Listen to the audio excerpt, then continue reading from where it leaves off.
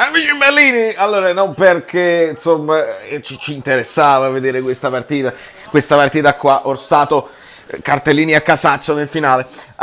Polemiche, impazzeranno le polemiche, carina, impazzano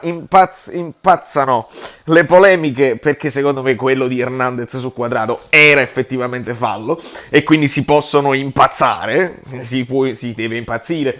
Perché io ho quella sensazione, come vi sentite Juventini? Perché la sensazione è che Orsato favorisce sempre la più forte.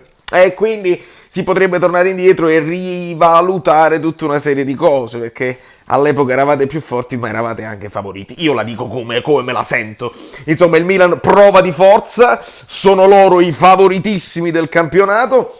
Il primo tempo non l'ho visto, magari la Juventus ha giocato benissimo, però secondo me, secondo tempo legittima una forza del Milan che se la devono giocare loro. A noi non ci interessa proprio niente, lasciate il like!